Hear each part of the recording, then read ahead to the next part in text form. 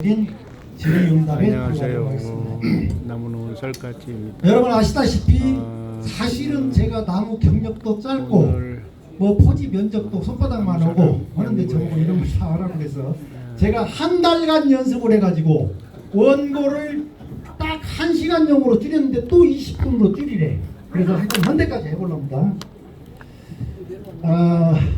우선 이 제초가 참 문제인데, 제초의 기본 원칙은 뭐냐? 절대 꼼꼼하게 하지 마라. 설렁설렁, 대충대충, 빨리빨리. 그리고 혹시 누락된 게 있으면 나중에 봐가지고 추가로 그 부분만 해도 되고 안 해도 되고. 그래서 절대 꼼꼼하게 하면은 약도 많이 들어가고 노동력도 많이 들어가고 그러죠. 그래서 제초의 기본 원칙은 대충 설렁설렁 해라. 그리고 제가 우선 이제 제초제에 대해서 말씀을 드릴 건데, 제초제는 딱 두 가지 종류밖에 없습니다. 그거 기억하시고 싼 거 쓰면 된다. 싼 거. 실제로 이 상표명만 다르지 상표명이 조금 이렇게 유명한 것들은 전부 비싸요. 그 쓰실 필요가 없습니다. 오늘 또 공동 구매하는데 글라시를 대표로 하고 나머지 하나는 제품이에요.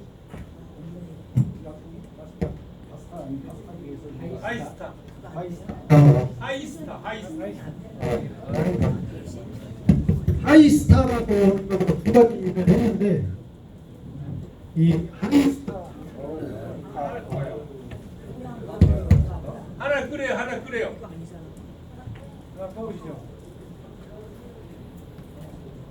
그래서 이 하이스타라고 하는 거는 바스타 대용이고, 그 다음에 글라시는 하여튼 두 가지로만 분류를 하는데, 어떻게 분류를 하냐? 이행성 제초제하고 접촉성 제초제하고. 이행성 제초제는 풀이 한번 맞으면은 그것이 물관을 통해서 쭉 세포를 통해 가지고 약효 성분이 생장점을 가서 죽이죠. 그럼 생장점은, 나무의 생장점은 어디 있냐? 뿌리 제일 밑에 뿌리 끝터리가 있어서 뿌리가 번져나가고, 가지 끝에로 올라가가지고 가지 끝이 꺼가지고 뿌리가 크고 나무가 크고 이렇게 하는 거죠. 근데 이 이행성 제초제는 한 방울만 묻어도 그게 이행을 해서 그 생장점을 죽이는 거기 때문에 한 방울만 묻어도 나무 전체가 풀 전체가 그냥 괴무거는 그 이행성 제초제가 있고, 그 대표적인 게 우리 오늘 쓴 근사미, 글라신, 근사미, 하이로드. 요게 대표적인 게 요게입니다. 그 다음에 아까 이제 바스타는 접촉성이죠. 그래서 요거는 딱 맞으면은 거기를 받아가 이행을 하는 게 아니라 맞은 데만 죽는 거야, 뿌리. 그래서 이행을 하는 게 아니고 요거는 거기를 맞춰가지고 세포를 죽여서 강압성을 못하게 만들어서 거기만 죽이고 풀 전체를 괴사시키는 게 아니야. 그런데 우리가 약상가를 가보면은 제초제가 수십 가지, 여러 가지 많아. 근데 딱 두 가지만 하시면 됩니다.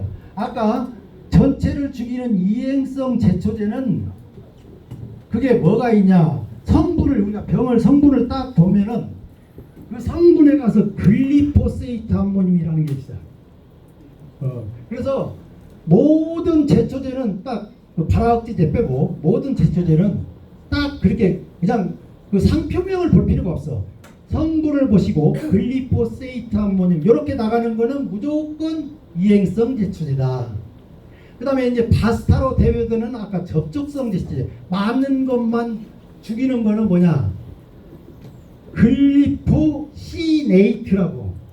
이게 조금 이제 비슷하면서 이게 다른데, 그러니까 이게 글리포시네이트는 한자가 지금 7자인가? 그렇죠. 이렇게 길게 가는 거는 접촉성 제초제, 바스타류. 그러니까 우리가 사실은 접촉성, 이행성 이게 가서 보면 또 헷갈리고 이러니까 사실은 약효 성분만 보면은 그래서 그 약효 성분 두 가지, 글리포시네이트, 글리포세이트, 요것만 보시고 사시면은 그 중에 제일로 저렴한 걸 사시면 돼요. 그 유명한 바스타라든가 하이로드라든가 근사미류 이런 거 쓰시지 마시고. 그래서 우리가 이제 대표적으로 이행성 제초 중에서 싼 거 효율이 좋은 게 글라신이죠. 그리고 아까 이제 접촉성 제초제중은 바스타가 제일 비쌉니다. 그거 쓰지 말고 유사 상품 그 글리포시네이트로 나오는 거 그거 중에서 제일 싼 거 골라서 하시면 됩니다. 발화억제제는 사실은 이제 처음에 포지를 저고 묘목이나 관목이나 하신 분들은 이 발화억제제가 굉장히 또 유용하지요. 그래서 그 사용법은 일단 시간이 되면은 우리 서승기 카페지기님이 또 그래서 만약에 시간이 되시면은 발화억제제에 관해서는 우리 서승기 이사님께서 한번 정리를 하도록 하겠습니다. 그 다음에 이제 제초 도구, 제초 기계는 뭐를 쓰냐?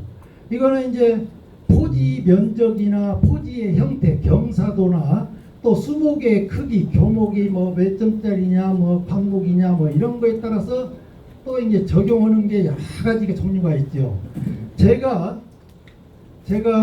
저는 이제 포지가 주로 이제 산 밑에 쪽, 그 경사지 쪽에 뭐 이런 쪽으로 좀 경사지가 있고 포지 면적에서 제가 지금부터 드리는 말씀은 주로 큰 교목 위주의 농사를 할 때에 적용하는 방법입니다. 그래서 저 같은 경우에는 이걸 할 때 가장 제가 애용하는 게 뭐냐, 원액 분무기죠. 원액 분무기.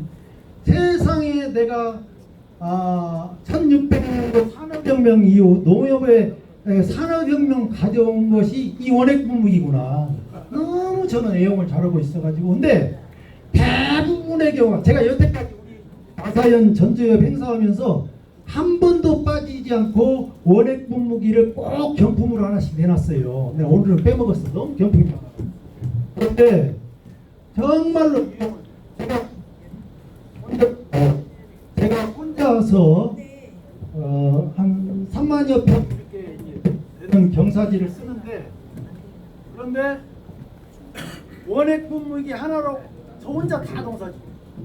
한 원액 분무기 하나 쓰면은 제가 그냥 설렁설렁 놀아가도 합이 한 6,000, 7,000평을 하니까. 그래서 그런데 원액 분무기를 그렇게 추천해서 썼는데 왜 사람들이 안 쓰냐?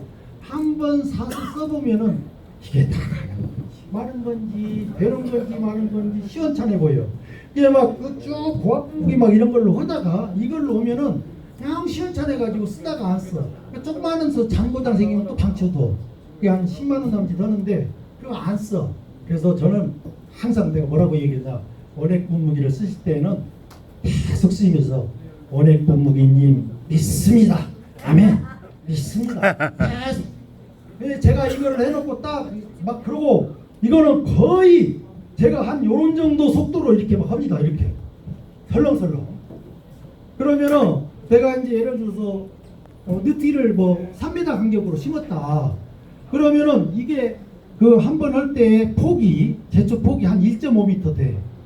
그러면은 1.5m를 이게 나무와 나무 간격 사이에 갈 때 막 이렇게 멀리 이렇게 휘저을 필요가 없어. 거의 거짓말 좀 못하면은 그냥 반드시 가도 되는데, 그러면 좀 하니까 약간 서운하니까 살살만 흔들고 걸음 속도는 엄청나게 빨리 가야 돼. 진짜로. 근데 이렇게 해놓고 보면은 나중에 불 안 죽는 데가 없어. 근데 잘 때 꼼꼼하게 빨리 대충 그렇게 하는데 빼먹은 데가 어디냐, 막 이렇게 줄줄이 나무를 심었는데 막 하다 보면 이주를 했나 안 했나 의심쩍을 때는 건너뛰어. 근데 또 오지 말고 나중에 10일 보름 정도 되면은 딱 죽었는데 그 한 줄이 죽었다 안 죽었다 그때 해도 되고 안 해도 되고. 하여튼 원액 분무기 특히 이제 헛골용 햅 있는 거 그것도 잘 활용하시고, 교목들 큰 것들은 그 헛골 딱 햅 없는 걸로 그걸로 쓰면은요 엄청나게 효율적입니다.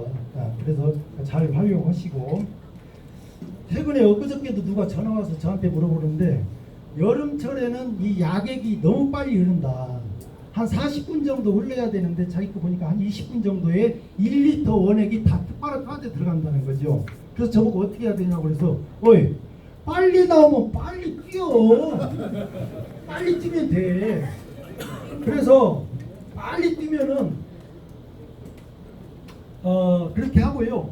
우리가 원액 분무기를 딱 택배를 시켜서 받아보면은 그 원액 분무기 그 볼대 쪽에가 이렇게 끼어져 있는 게 있는데 그게 뭐냐면은 원액 분무기를 보면은 위에서 쭉그 관을 통해 가지고 저쪽 모닥 쪽에다가 그 관을 빼고 이어주는 게 있어요. 그거를 이제 한 5cm 정도 되는 그 플라스틱으로 되어 있는 게 빨간색이 있고 하늘색이 있고 두 가지가 있습니다. 그래서 그거를 뺐다 끼웠다 그러면 이게 고장나면은 예비용으로 이걸 준 게 아니고 지금처럼 원액 분무기가 너무 빨리 흘러가지고 단시간 내에 너무 많은 양이 흐른다 그럴 때는 여름에는 빨간색을 끼우시면 되고요. 그 다음에 추가로 오는 그 하늘색은 그거는 분당 용량이 더 많이 흐릅니다. 이거는 초봄이나 초가을 썰썰할 때 하시면은 그걸로 갈아 끼시면 되고 결론은 뭐냐 여름철 이렇게 덥고 이럴 때는 농도가 약해져 가지고 그 약액이 빨리 흐르니까 그때는 그 빨간 캡을 바꿔서 끼우시면 되고 그 다음에 날씨가 썰썰하고 이럴 때는 좀 속도가 느리면은 그 파란색으로 하늘색으로 갈아서 끼시면 됩니다. 그 원액 분무기를 또 하다 보면은 이게 AS가 좀 어렵죠. 그래서 제가 이따가 쉬는 시간이 아니고 제 강의 끝나면은 우리 단톡방에다가 그 AS 센터 전화번호 하나 올려놓겠습니다. 그러면은 거기다 전화를 해가지고 여보세요? 저는 전북 임실인데 이 원액 분무기가 고장이 났습니다. 어디 가서 받아야 됩니까? 자네들이 순회 서비스를 해. 그래가지고 그러면은 그 농협 자재창고 제초제 파는데 거기에다 맡겨놓으세요. 이 거점이 있어. 거기다가 맡겨놓으면 가는 데 있어. 이렇게 해서 하시고 그 다음에는 지금 시간이 얼마나 됐나? 때 되면은 끝내버리네. 그 다음에는 이제 충전식 전동 분무기죠. 충전식 전동 분무기는 아주 대면적이 아니고 한 잠깐만요. 이제 다음 시간에 합시다요. 그 어느 정도 됐는데 충전식까지 가면 이 머리에서 누가 받아줄 수 있는 사람이 얼마나 있을런가 그래서 모르겠는데.